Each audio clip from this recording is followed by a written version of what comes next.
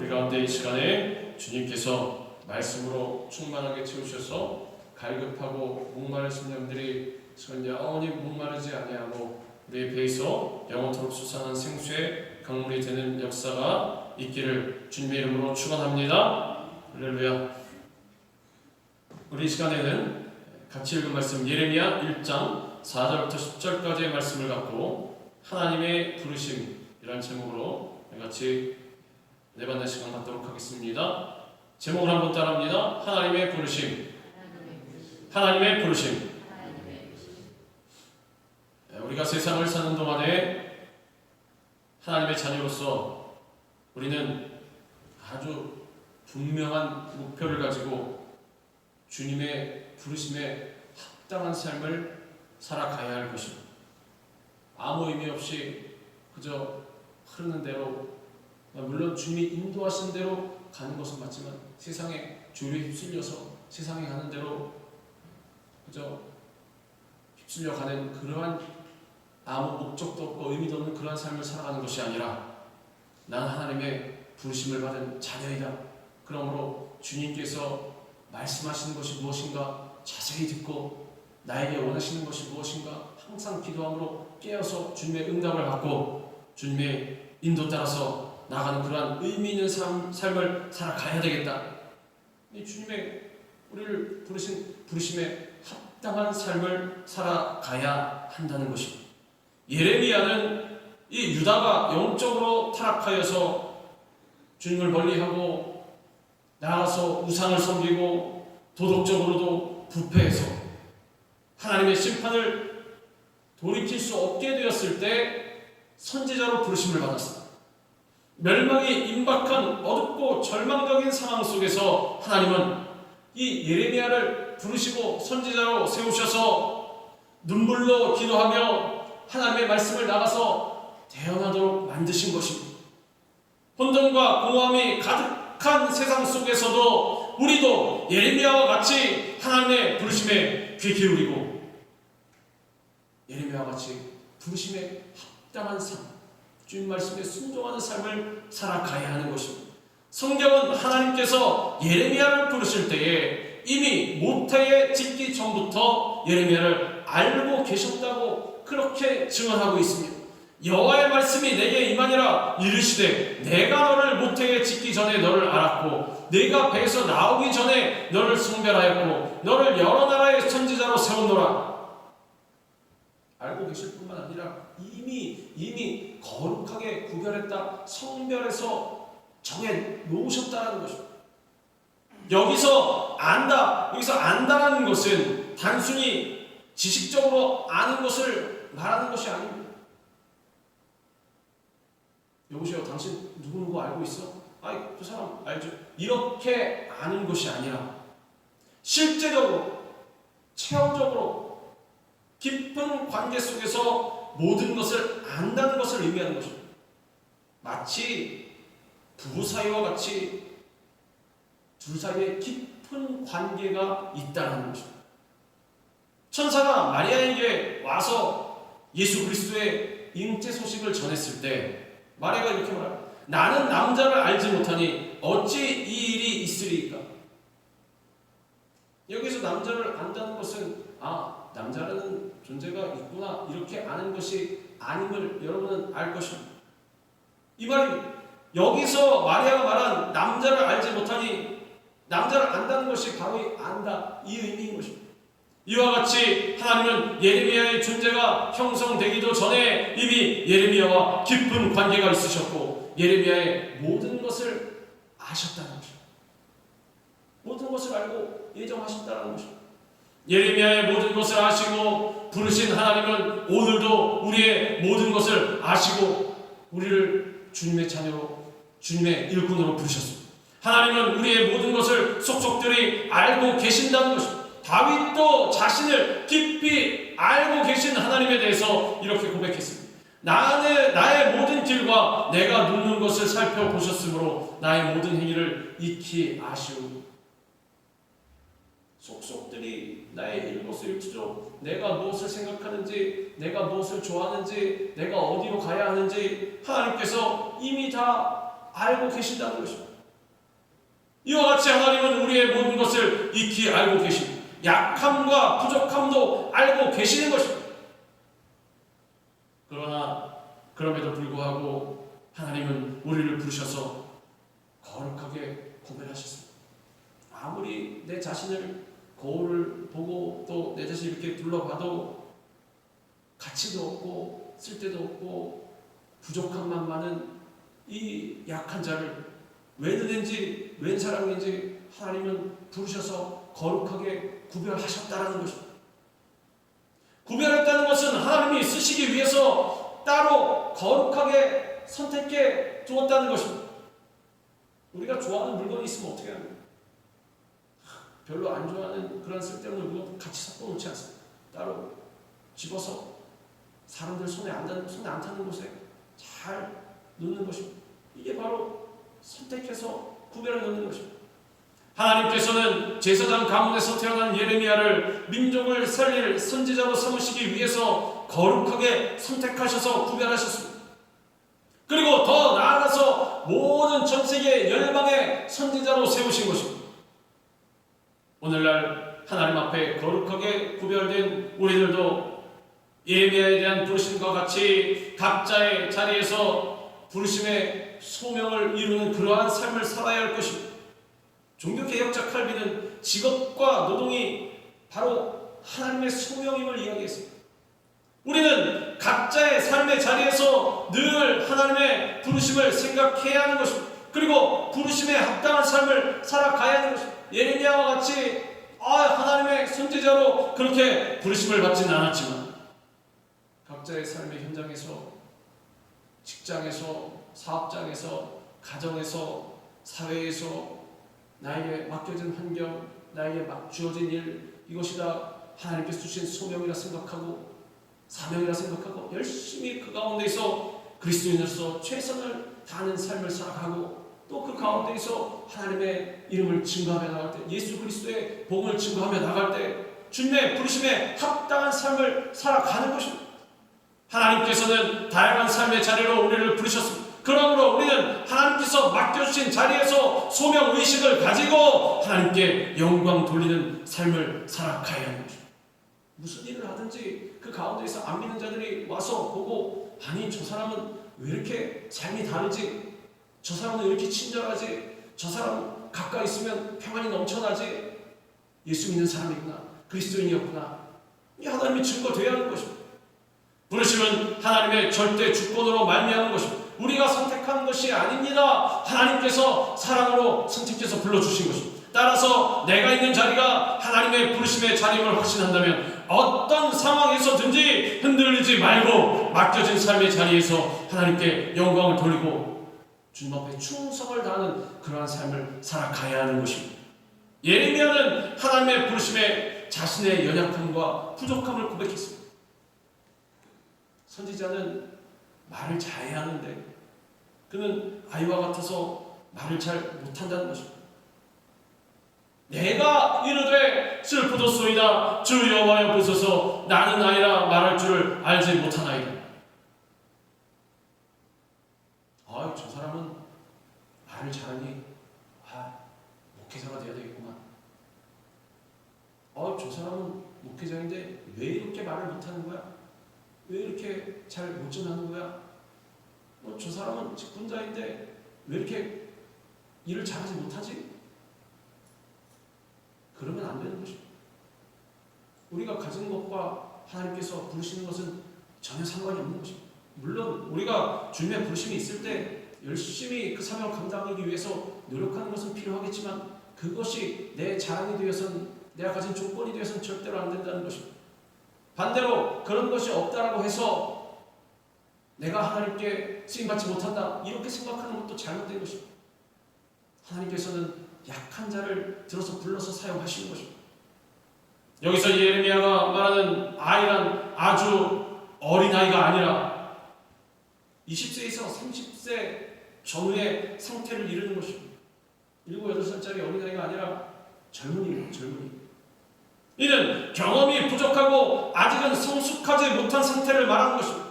따라서 예레미야는 자신의 연소함을 이유로 자신이 연약한 존재임을 고백하고 있는 것입니다. 그러나 연약함, 부족함은 비단 나이의 많고 적음이 문제가 아닙니다. 모세와 이사야나 아니면 베드로와 바울과 같은 많은 성경의 인물들도 예레미야와 같이 부르심 앞에 자신의 연약함을 고백했습니다. 바울은 자신이 괴수라고 하고 있습니다. 죄인 중에 괴수라고. 내가 저 죄인들 중에 제일 못된 괴수라고. 모세는 80세에도 자신의 연약함을 고백한 것입니다. 우리는 80세 정도 되면 어떻겠습니까? 나는 세상의 모든 바람과 풍파도 지나오고 경험도 많고 난 지식도 많고 그러므로 나는 좀 젊은이에 비해서 아주 준수하지 지혜롭지 생각할 수 있을지 모르겠지만 모세는 자신의 연약함을 주님 앞에 겸손하게 고백한 것입니다. 그러나 하나님 앞에 연약함은 문제가 되지 않습니다. 하나님은 나이가 많든 적든 부족하든 연약하든 오직 말씀에 순종하는 사람, 겸손한 사람을 찾으시고 사용하시는 것입니다.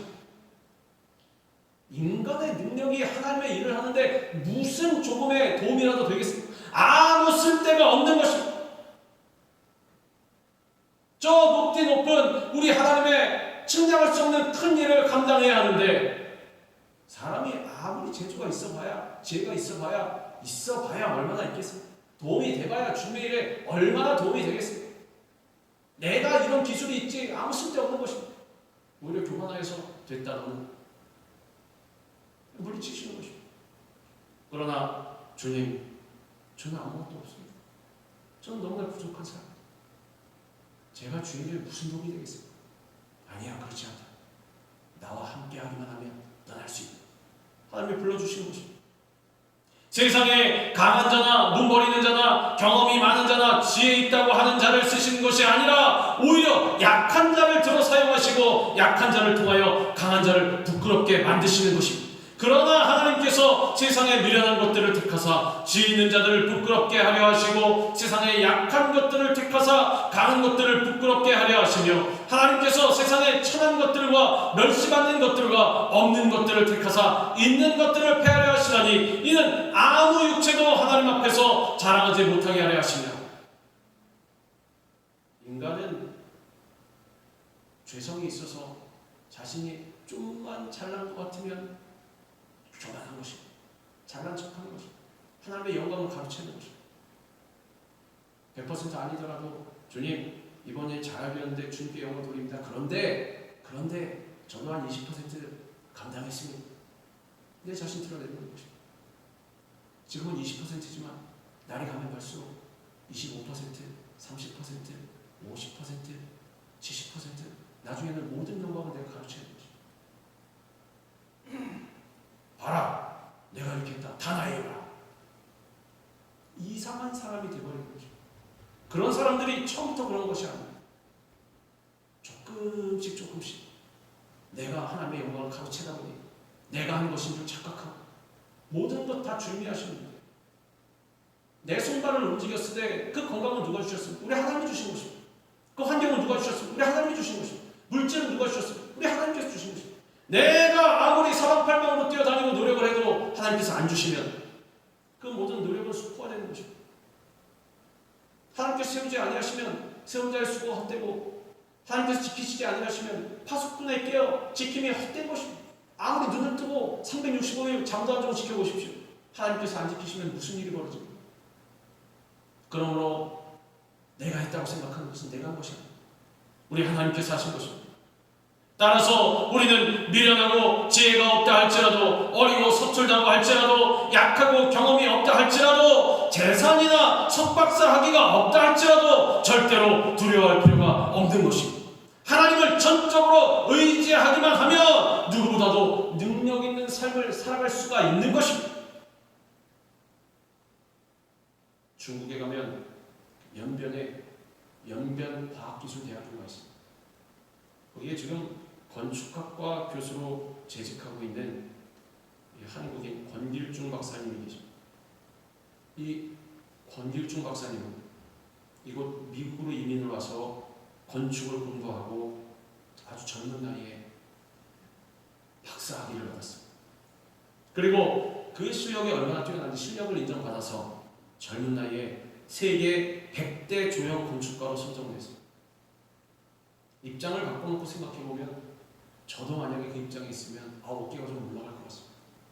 세계 100대 조형 건축가로 20대 말에 30대 초반 그런 젊은 나이에 선정이 되었다라고 하면 전 세계 유명한 기업이나 대학이나 이런 곳에서 얼마나 많은 러브콜을 받겠습니까? 이거 미국에서도 아주 속된 말로 잘 나가는 사람이 됐을 것이죠. 그래서 그는 자신의 실력과 능력을 인정받게 되니까 무엇이 들어왔냐? 마음속에 교만이 들어왔습니다.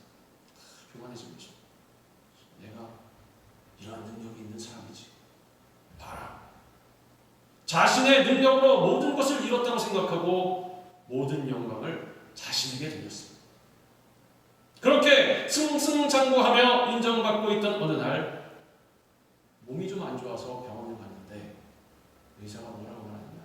당신 식도암 판정을 받게 됐습니다.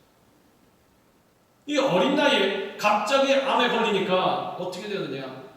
젊은 나이가 얼마나 혈기왕성한 음식도 잘 먹고 소화도 잘 시켜야 되는데 음식을 제대로 먹을 수가 없었어요. 그래서 몸이 날로 쇠약해졌습니다.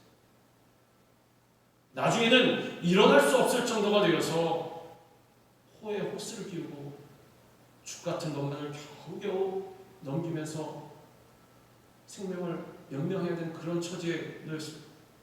의사들은 와서 하나같이 이제 마지막을 준비하십시오. 삶의 마지막을 준비하라고 통보했습니다. 30대 초에 명성과 학력과 실력을 고루 갖춘 뛰어난 건축가가 되어서 이제 미국에서 성공하고 행복하게 살겠다 싶었는데 당신 이제 죽습니다. 사형 선고를 받으니 아주 기가 막혔습니다. 시간이 가면 갈수록 숨을 쉬는 것도 힘들어지고 이제 죽음이 다가오고 있다는 것을 느꼈습니다.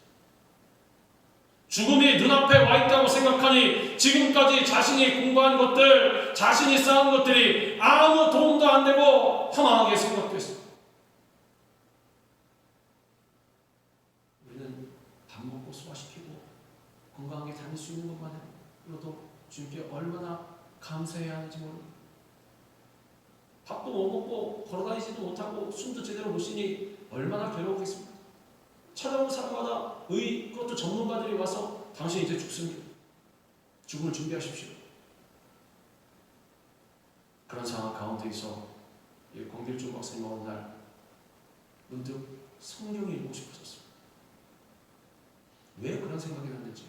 그래서 이제 좀 있으면 죽게 되니 성경을 열심히 성경을 읽었습니다. 그런데 그 많은 말씀 중에 고린도전서 10장 31절에 그런즉 너희가 먹든지 마시든지 무엇을 하든지 다 하나님의 영광을 위하여 하라. 이 말씀이 마음에 와 닿으면서 자신도 모르게 아멘 이 하게 되었습니다.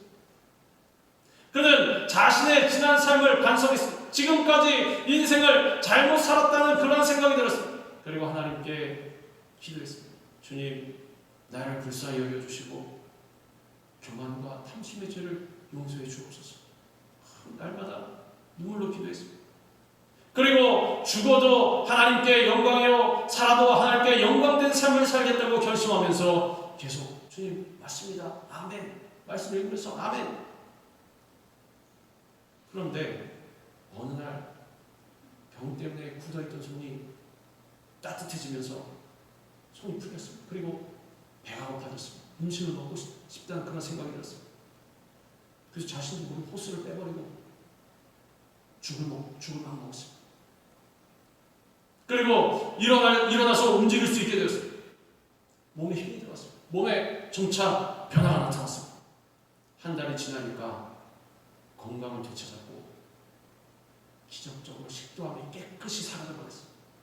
그는 하나님께 하나님 제 죽을 목숨을 살려주셨으니 이제 제가 아멘한 그대로 하나님의 영광을 위해 살겠습니다. 감사는 결단했습니다. 그리고 어떻게 하면 하나님께 영광 돌리는 삶을 살아갈 수가 있을까 고민하다가 중국의 연변과학기술대학에서 건축과 교수를 모집한다는 광고를 보고 이거구나 하나님을 모르는 사회주의 국가인 중국의 사람들에게 복음을 전해야겠다고 결심했습니다. 하나님께서 나를 이곳으로 부르십니다. 지금 이 교수님 연변과학기술대학교 교수로 학생들을 가르치면서 전도하고 그 가운데 남은 생을 행복하게 살고 있다는 것입니다. 이곳 미국에 있었으면 돈도 더 많이 벌고 인정받을 수 있었겠지만 그는 하나님의 복음을 전파하며 하나님 나라를 확장해 나가는 일이 하나님을 위해 일하는 것이기 때문에 더 보람되고 행복하며 기쁘다고 그렇게 간증했습니다. 나의 지식과 능력을 의지하는 교만을 버리고 하나님만 의지하니까 그의 삶에 놀라운 기적의 역사가 일어난 것입니다.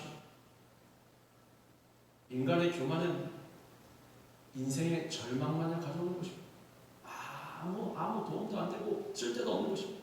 따라서 우리는 인간의 지혜와 능력이 아닌 오직 하나님만 의지하는 삶을 살아가야 하는 것입니다. 우리가 예레미야와 같이 하나님 앞에서 부족하다고 고백할 그때가 바로 하나님이 쓰시기에 아주 적기인 것입니다.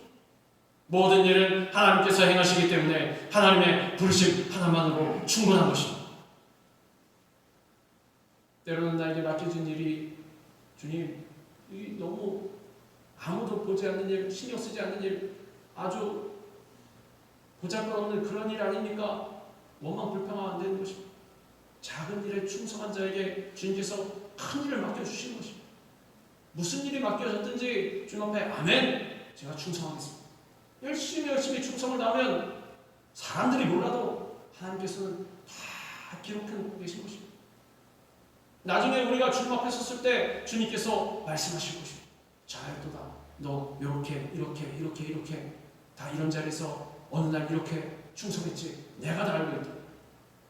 하나님께서 알고 인정해 주시는 것입니다. 예레미야가 자신의 연약함을 고백할 때 하나님께서는 너는 아이라 말하지 말라고 말씀하셨습니다. 여호와께서 내게 이르시되 너는 아이라 말하지 말고 내가 너를 누구에게 보내든지 너는 가며 내가 네게 무엇을 명령하든지 너는 말할지니. 하나님께서는 이미 예레미야의 무지함과 무능함을 알고 선택하셨기 때문에 인간적인 연약함은 전혀 문제가 되지 않았습니다. 왜? 일은 하나님께서 행하시기 때문에. 인간은 주시는 사명에 순종하기만 하면 되는 것입니다. 아멘하고 대답하기만 하면 되는 것입니다. 주님께서 어떻게 인도하시든지 그 길로 가기만 하면 되는 것입니다. 순종은 하나님의 말씀에 어떠한 타협이나 조건을 달지 않고 따르는 것입니다. 만약에 하나님 말씀하실 때에 주님 이것은 요렇고요, 이것은 저렇고요, 이것은 이래서 안 되고요, 이것은 요렇게 하는 게 좋지 않을까요? 하면 안 되는 것입니다. 내가 능력이 있어봐야 똑똑해봐야 얼마나 주님보다 똑똑하겠습니까? 하나님께서 그걸 모르시겠습니까? 다 알고 하시는 것입니다. 주님 말씀하실 때 부르실 때 아멘 무조건 나아가는 것입니다. 나의 생각과 이치에 맞지 않아도 때로는 상식에 맞지 않아도 주님 부르신다고 확신이 들면 기도하는 가운데 응답 받으면 나아가는 것입니다. 하나님께서 노아에게 방주를 만들라고 명령하셨을 때 노아는 하나님의 뜻이 이해되지도 않고 또 자신이 목수도 아닐 뿐더러 가진 재산이나 배를 만들 재료도 없어서 도저히 길이가 150m가 넘는 방주를 만들 능력이 없었겠지만 순종함으로 100여 년간 방주를 만들었습니다. 우리 같은 방주 만들으라고 했을 때 어떻게 하겠습니까? 주님, 옆에 사람도 그럴 것입니다. 그게 무슨 하나님 명령이요? 개공한 거겠지. 잘못 들었겠지. 당신 목수도 아니고 부자도 아니고 배를 만들 재료도 없고 뭐 아무것도 없는데 일꾼도 없는데 당신이 배 만드는 그런 컴퍼니도 아닌데 무슨 배를 어떻게 나룻배도 아니고 길이가 150m가 넘는 그런 배를 어떻게 만든다는 거예요? 그렇죠. 내가 잘못 하고 순종 안 할 것입니다. 그러나 노아는 그러지 않았습니다. 100년이 걸리든 200년이 걸리든 1000년이 걸리든 주님 명령하셨으니까 저는 그대로 합니다. 이것이 바로 일꾼된 자세인 것입니다. 순종하는 자세인 것입니다. 그리고 순종하는 노아에게 하나님께서는 방주를 만들 모든 것을 예비해 주심으로써 결국 방주를 완성할 수 있게 해주셨습니다. 이처럼 우리가 순종하며 나아갈 때 하나님께서는 그 모든 것을 예비하시고 준비해 주시는 것입니다. 우리는 그 길을 순종함으로 가기만 하면 되는 것입니다. 때로는 내가 가진 것이 없는 것을 넘어서 나의 신앙이 그 정도 안 된다고 또 옆에 사람도 볼 때 또 다른 사람을 판단하고 저 사람은 그럴 만한 제목이 아닌데 저 사람 변화되어야 되는데 손가락질하는 것이 아니라 하나님은 신앙이든 또 가진 조건이든 물질이든 재산이든 또 재주든 지식이든 지혜든 상관없이 전폭적으로 주님의 의사에 따라 선택하여 사용하시는 것입니다. 중요한 것은 무엇이냐? 하나님 부르실 때 아멘 하는 것입니다. 그대로 나아가는 것입니다. 물론 사명을 감당할 때 많은 어려움이 따르고 장애가 있을 수도 있습니다. 그러나 두렵다고 뒤로 물러서면 절대로 안 되는 것입니다. 너는 그들 때문에 두려워하지 말라. 내가 너와 함께하여 너를 구원하리라. 나 여호와의 말이니라. 그 당시 사회상이 어땠는지 나아가서 부정적인 말만 증거하면 바로 돌마다 죽을 수 있는 그러한 상황이었습니다. 사회가 거의 아노미 상태였습니다. 혼돈 상태였습니다. 그런데 하나님께서는 예레미야에게 말씀하시는 것이 무슨 내용입니까? 다 부정적인 내용이 있습니다. 세상적으로 볼 땐 부정적입니다. 유다 이제 멸망한다. 바벨론에 항복해라. 뻔히 알면서도 하나님 증거하라. 무엇이라고 말씀하셨습니까? 너의 환경과 상황과 너의 생각에 따라서 판단하고 두려워하지 말라. 내가 명령했으니 그대로 나가라. 하나님께서 예레미야에게 너와 함께하여 구원하리라고 하신 것과 같이 오늘날 우리가 하나님을 의지하여 맡겨진 사명을 감당하면 모든 두려움의 상황에서 우리를 보호해 주시고 우리를 넉넉히 구원해 주시는 것입니다. 이제 두려워하는 예레미야에게 하나님께서는 그 입에 하나님의 말씀을 위임해 주셨습니다. 여호와께서 그의 손을 내밀어 내 입에 대시며 여호와께서 내게 이르시되 보라 내가 내 말을 내 입에 두었노라.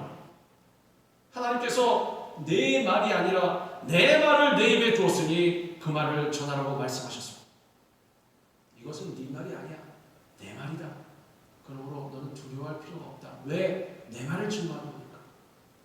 우리는 하나님의 말씀을 가감하지 말고 그대로 전하는 삶을 살아가야 하는 것입니다. 때로 핍박과 고난이 오더라도 약속이 있는 생명의 말씀을 전하는 삶을 살아가야 하는 것입니다. 어떤 분들은 찾아와서 그런 말을 했다고 합니다. 저도 들은 얘기인데 아유 목사님 왜 우리 힘든데 맨날 회개하라는 말씀만 하십니까? 잘 된다는 그러한 설교만 좀 해주십시오. 이것은 하나님의 뜻이 아닌 것입니다. 불편하고 듣기 어렵더라도 하나님 말씀하시면 아멘. 전하는 사람도 마찬가지입니다. 어떠한 핍박이 다가오는 예상이 오더라도 나 한번 살으려고 나 살 길 마련하려고 입에 발린 말만 하면 안 되는 거죠. 그것은 바로 하나님께서 원하시지 않는 구약에도 나오지 않습니다. 저 선지자들 내가 보내지 않았다. 예레미야의 다른 거짓 선지자들 왜 그렇게 예레미야 와서 예레미야 때리고 막하고 할 때에도 하나님께서 그러신 거죠. 저들은 내가 보내지 않았다. 거짓 선지자들 결국은 다 죽임당하고 멸망당하는 것입니다. 그러므로 말씀을 받는 입장이든 전하는 입장이든 우리가 나와서 복음을 증거할 때에도 불편한 상황 가운데 있어도 듣기 어려운 말이라 할지라도 증거해야 하는 것입니다. 우리가 말씀을 전하는 순종의 삶을 살아갈 때 하나님께서 이 땅에 죄의 왕국을 무너뜨리고 의의 왕국을 세우게 하시는 것입니다. 보라 내가 오늘 너를 여러 나라와 여러 왕국 위에 세워 내가 그것들을 뽑고 방해하며 파멸하고 넘어뜨리며 건설하고 심게 하였느니라 하시니라. 하나님께서는 예레미야의 입술을 통해 심판도 선포하게 하셨지만 종국적으로 하나님의 나라와 메시아에 대한 희망의 선포를 하셨습니다. 이 땅 가운데 예수 그리스도가 오셔서 모든 죄악과 멸망과 너희를 구속하시고 건지시고 이 땅에 하나님 나라를 건설하실 것이다. 우리는 죄악된 세상 속에서 예레미야의 선포와 같이 하나님의 부르심 안에서 하나님의 말씀을 대언하면서 하나님의 나라를 건설하는 삶을 살아가야 할 것입니다. 우리는 할 수 없지만 하나님은 하실 수 있기에 하나님만을 의지하고 작은 일에 충성하면서 나아가면 하나님께서 도와주시고 능히 흑암의 세력을 무너뜨리고 아름다운 하나님의 나라를 건설하게 만들어 주시는 것입니다. 하나님 나라의 왕같은 제사장들로서 부르시는 하나님의 음성에 순종하기를 바랍니다. 교만을 버리고 주님 앞에 겸손히 나의 부족함과 연약함을 인정하게 되기를 바랍니다.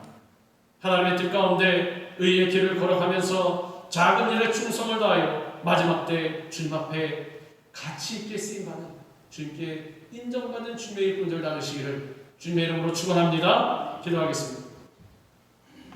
좋으신 하나님 아버지, 하나님의 부르심이 있을 때 우리가 아멘하며 순종하며 나가는 자들 다 되게 하여 주시옵소서.